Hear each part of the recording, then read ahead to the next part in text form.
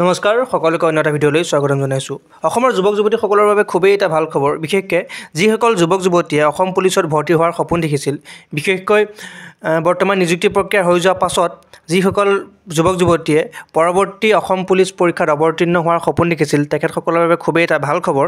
অসমৰ মাননীয় মুখ্যমন্ত্ৰী ডক্টৰ হিমন্ত বিশ্ব শৰ্মাদেৱে আজিৰ পৰা কিছুদিন পূৰ্বে ফেচবুক লাইভ যোগে ব্যক্ত কৰিছিল যে এতিয়া যি বৰ্তমান ADRE নাইবা অসম পুলিচৰ নিযুক্তি পত্ৰ দিয়া হৈছে, তাৰ ঠিক পাছতে নতুন ADRE 3.0 নাইবা অসম পুলিচৰ নতুন বিজ্ঞাপন প্ৰকাশ কৰিব বুলি তেওঁ আশ্বাস দিছিল।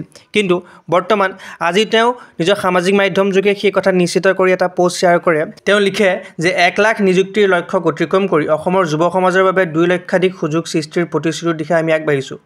অসমৰ যুৱক যুৱতীৰ বাবে আন এক আশা আৰু নিযুক্তিৰ লাভৰ বাৰ্তা কঢ়িয়াই আহি আছে অসম আৰক্ষীত 4,000 নতুন চাকৰি। অৰ্থাৎ তেওঁ কথা দিয়া মতে তেওঁ বৰ্তমান নিজৰ সামাজিক মাধ্যমত এটা পোষ্ট শ্বেয়াৰ কৰিছে আৰু কৈছে যে খাটাং আৰু নেক্সট 4,000 অসম আৰক্ষীৰ পোষ্ট ওলাব, নিশ্চয়কৈ চাগে ডিচেম্বৰ মানত নটিফিকেশ্যন ওলাব আৰু পৰৱৰ্তী সময়ত এপ্লাই কৰি পেলাই পৰীক্ষাটো হ'ব।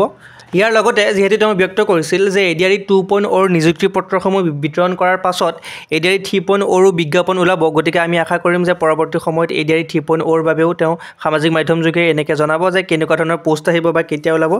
বৰ্তমান অসম আৰক্ষীৰ ক্ষেত্ৰত বা আছাম পুলিচৰ ক্ষেত্ৰত তেওঁ স্পষ্ট ৰূপত কৈছে 4,000 ভেকেঞ্চি ওলাব। লক্ষণীয় হ'ব যে কেতিয়ালৈ নটিফিকেশ্যনটো উলিয়াই দিব, কেতিয়ালৈ এপ্লাই কৰিব পৰা হ'ব।